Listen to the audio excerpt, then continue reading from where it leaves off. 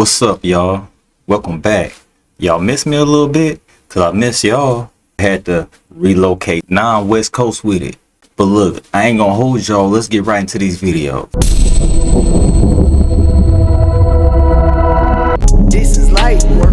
Come on, spill the tea. Now, I ain't dealing with Chucky. Hi, I'm Chucky. Wanna play? This mysterious creature was filmed moving across a river by a couple as they crossed a bridge in their car. What is that? I thought it was like somebody up there, maybe like fishing or something. I'm scared. Honestly, is it a snake? There's no way. I don't know what the hell that was. It's over there, look! Can you see it? My son said his friend was in the woods, but when I looked, I saw something else. What exactly was he talking about? The dark figure, barely visible, seemed out of place. Some say it's a creature, others think it's something far worse. As the camera blurs, the eerie presence feels closer than ever. Keep watching to uncover the truth. I don't know.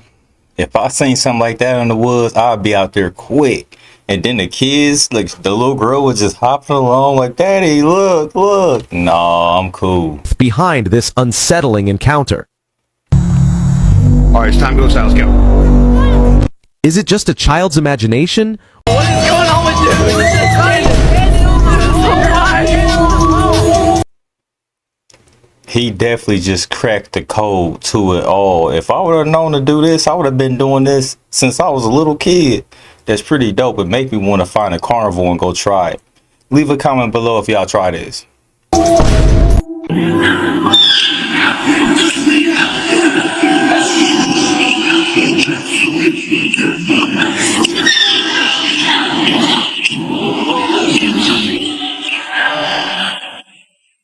That brings into question, What? this is a heart. More importantly, a titanium heart. A heart that was successfully implanted into a human that kept his heart where his heart would be pumping and cramping enough, but very well for 8 days. You know how cool that is to me? Its purpose is to keep blood pumping through your body. Like it pumps a lot of blood through your body in replacement of a heart until you can actually get a donor who can give you a heart. AKA this device is saving like people, you know what I mean? But what the give it 40 years. If we're this close, give it 40 years, gang. The only moving part is hidden within a single magnetically levitating rotor which pumps blood to the lungs and onto the rest of the body. Do you see how insane that sounds to read out? I ain't seen no one else mention this. A dozen of animal studies. What is y'all doing, bro? What do y'all have going? Between that first heart and that second heart, which one y'all going with? That computer graphics card looking one, it look all cool, but I don't know. Old Faithful right there look like it'll take care of the job.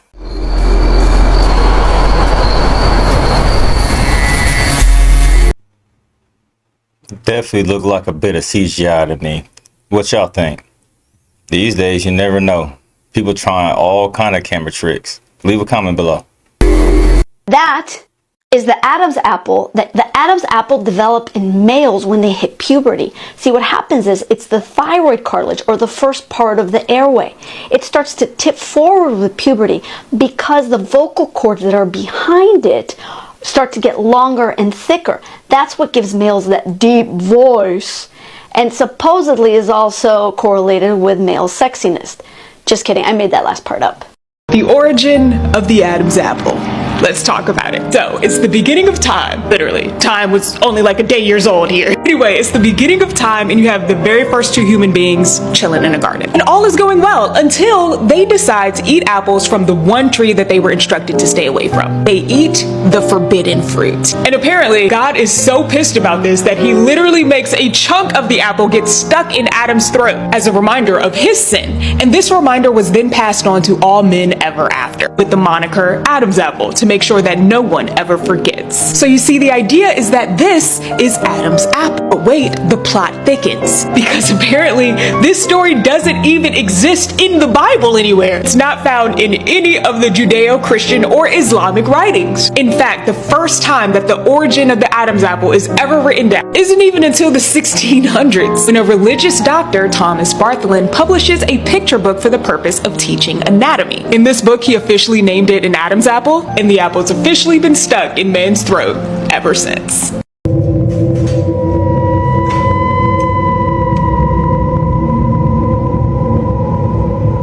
Baby chicken. Is that a pregnant chicken?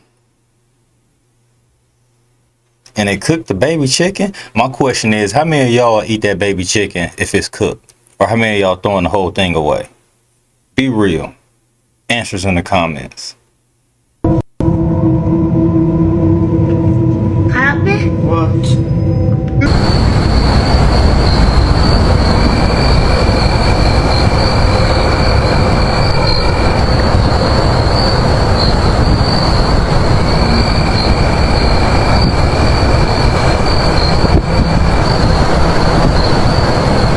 I don't know if you guys have heard about this whole plasmoid craze that's going on in the metaphysical and spiritual community, but they're basically saying that plasmoids could be alive and sentient, and they are responsible for a lot of UFO abductions. To preface this video, I have to say I don't know what I'm talking about. This is just for fun. Do not take me seriously, otherwise this video will get taken down. But you guys know what I mean. Now, with this talk about plasmoids being sentient, and if you're unaware, plasma is the fourth state of matter, we have to start to think about what is truly sentience. What is truly considered alive? What kind of mediums can aliveness work through? For example, you have silicon beings. Silicon would be your robots. Some people argue that robots and AI actually do have intelligence. They are silicon entities. Us humans are carbon entities because we are made up of carbon. 6 protons, 6 neutrons, 6 electrons. This is why in occult studies there's 666. It means being tied to the material realm because we're carbon beings. So there is a difference between organic versus inorganic entities. Is one more alive than the other? Depends on what your philosophy in life is. Why is this so significant? It's because we're discovering that we have limited ourselves into thinking that only this is alive, only your dog is alive, only the bug is alive, only the plant is alive. What if there is such a thing as a plasma being, which I'm pretty sure in the multiverse there 100% is. They have different qualities to them, different powers to them. They could probably blip in and out of spaces we can't even go to. Now I pose this question to you. If humanity, in under 200 years, can create such complex technologies like AI, robot, computers, space travel, and we have accelerated and are about to reach a singularity, what makes you think there is not a more intelligent life force out there made of something different other than carbon that is light years ahead of us? We may think we rule this realm, but what if there's something else ruling us? What if there are other things that are pulling the strings and creating this stage that we call life?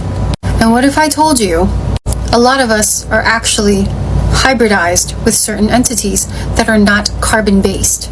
It's time we stop limiting ourselves into thinking what is possible and what is not, because that is arrogance. And with arrogance, there will never be innovation. Now, if you want to learn more about the true galactic origins of humanity, since we're on the topic of UFOs, the matrix system that was set up, and anything else that you're curious about when it comes to spirituality and esoteric teachings, my book, Made in God's Image, is linked in my bio. I will teach you things in that book that I cannot say here on TikTok. Not talking about shit. Watch how trained my cup is. My cup come to me. Hold on, come on, keep coming, baby. Yeah, keep coming. My shit come to me. Hey, you know here. My bad, but I know you a true alcoholic when your cup follow you like that. How much do you gotta drink where your cup is actually following you? Yeah, oh shit, it's coming for real. Yeah, come here.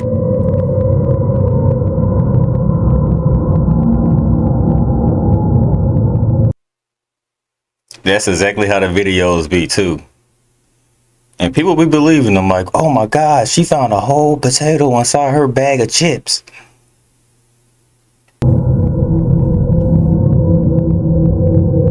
It should be absolutely no surprise to you that the word God, Elohim, is plural. If you've been studying the scriptures at all, you know that God is a multifaceted being. He has 3 spirits at least, and also 7 spirits if you read the book of Isaiah. The Trinity doctrine, which some may disagree with, it's clear there is a Holy Spirit, there is a Son, a bodily form of this being, but in Isaiah you read that there are 7 spirits that make up his being. Check this out. For us humans who are comprised mainly of mind, body, soul that we understand, it's hard for us to comprehend a being that is made up of multi-beings. I guess you could kind of say it's sort of like a Voltron concept, where 7 beings form one being, but it's really all the same being. There's just different alive components of this one being that's hard for our mind to understand. But it should be absolutely no surprise that Elohim is plural. Also, if you study into the divine council, you find that there is the Elohim amongst the Elohim, the high chief Elohim, which is the God of the Bible, the creator, most high God. The other lower Elohim, probably fallen angel / Anunnaki that came down. Also then became the divine council who ruled over the 72 nations after the Tower of Babel. This number 72 is important, and we'll come back in with the next video about emojis and the 72 demon sigil seal of Solomon emojis and how spiritual technology is being used to put the world in a matrix. These things shouldn't surprise you. Seek the truth at all costs. See you next time. All this time, we've been living on a giant motherboard. Oh my. This is a picture of Iran next to a motherboard. It's almost identical. You see, the previous civilizations built structures on ley lines and energy grids. These are the pyramids in Mexico. The layout is almost exactly like a motherboard. Here's a city that's a motherboard. This city is, oh no, that's another motherboard. Here we go, a bird's eye view of a city and a motherboard. Oh my diddy. Here we have Egyptian pyramids and a microprocessor. And this is a Syrian temple in Egypt and a computer chip. Earth does kind of look like a motherboard, especially when you taking off from a plane. Even at night when you landing over a city. Like, I'm like, wow. Did physicists discover negative time? Physicists at the University of Toronto pushed photons, or the thing light is made of, through a cloud of super cold rubidium atoms. And the photons appeared to exit the material before entering it. This observation is called negative group delay, and it's actually not new. Very basically, it's when the output occurs before the input. Now, when it comes to these photons, the average speed of the waves that make them up is called group velocity. And this average can be slower or faster than the individual waves that make it up. Which makes sense, right? Because the average running speed of your class might be 8 miles per hour, but you're not all running 8 miles per hour. The track star will be going much faster. And I much slower.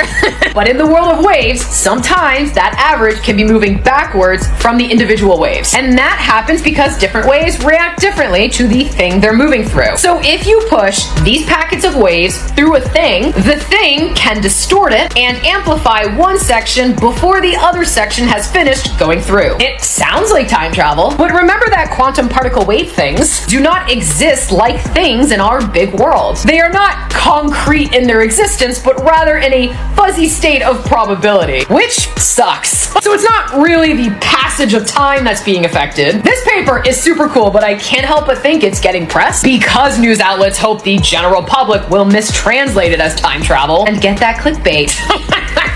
Now remember, I've been telling y'all that there's something up there. There's something in them clouds, bro. You feel me? Look at that shit. I remember the movie Nope, right? How they kept saying that it's something in the clouds. Remember I posted that shit. That didn't just have to mean that, you know what I'm saying, a UFO is just up there, bro. There are spiritual deities and beings out there. Hold on, y'all. I did a zoom in on this, y'all, so you can actually see what these beings and deities look like. Look at that. That's like a big ass Nephilim. This is like a person that's walking with a cape, somebody on a horse. Hey, bro. He acting like one of those patients where they be holding up the blobs to him. Oh, what do you see? Oh, look, that's a horse. That's a person with a cape. But it is weird how those clouds is like forming up there in the pattern. No, y'all had to see these videos on my page, yo. I said that the sky is alive. There's something up there, yo. Is this the reason why the clouds be so cloudy, y'all? Y'all know what I'm trying to say too, you feel me? I'm not trying to put it out there, but y'all know what I'm saying. Maybe try to push it up there because of that, bro. Whole time y'all just thinking of some type of shape in the cloud, bro. It's probably something really standing there, looking at you in your mitt like this. Like, look at that shit. Oh my God. If you wouldn't eat it, why would you put it on your skin? Your skin is literally your body's largest organ. That is not a joke. So everything that you put onto your skin goes right into your bloodstream. No different than eating it. The modern day skincare industry is full of toxic chemicals. These are the ingredients of one of the most popular oily skincare face washes in the world. Go look on the back of yours if you don't believe me. Half of these ingredients you can't even pronounce. These cheap chemicals are known to disrupt your hormones because of all the parabens and fragrances, cause tons of health issues due to all these chemicals leaching into your bloodstream, and is actually going to disrupt your skin's natural barrier. Your skin has a natural acid mantle called a skin barrier, which actually protects it from getting acne in the first place. These chemicals destroy that. And I'm talking from experience. The reason I created this tallow balm was because of how beneficial tallow was at healing my skin barrier. So I got a lot of questions like this on how Delta's parallel reality experience works, and I did some digging and want to share with you all what I learned. So you can find all this information on Delta's press release for the technology, but some of the stuff I found that isn't included here is that it was first distributed at CES, which is the Consumer Electronics Show, and was developed by Misapplied Sciences, which is a group out of California, and they basically partnered with Delta to make the parallel reality. So the way that the experience works is that when you scan your boarding pass, again, this is an opt-in experience. It doesn't just happen for everybody who walks through the airport, and it's only for Delta customers. There's basically an overhead sensor that detects your presence in your location using non-biometric object detection. A lot of people had questions on if it used facial recognition or not, and Delta actually clears this up very clearly here and saying that no, they don't use any sort of facial recognition to identify customers. Again, it's all with that anonymous non-biometric object detection to show you your unique flight information based on where you're standing. And essentially using that non-biometric data, they have a sensor that will continually follow you around in that kind of square box I showed in my last video. And that's how you can see your information no matter where you stand in that box. So how they get it so that multiple people can be looking at the same screen but seeing different things is they use this multi-pixel technology to basically deflect and direct different colored light to the viewing zones. And that basically allows folks to be simultaneously looking at the same screen and only see their own unique personalized information. Personally, I think this technology... That definitely sounds like some cloaking technology, but they kind of sweeping it under the radar. I don't know. Y'all let me know how y'all feel about that. Because in that case, you can basically hide anything or make something visible to only certain people. I don't know. That's crazy. Super cool if you think about it in terms of airports that you've never been to. This could be really helpful in trying to find your way through that. Or also if you think about even larger scalability outside of airports, think about like going to brand new stadiums and like concert venues and just being able to easily look at just your ticket information and help you find your seat. I think that that could be really valuable. So hopefully that cleared some things up on how it works, and make sure that you follow for more travel tips and experiences.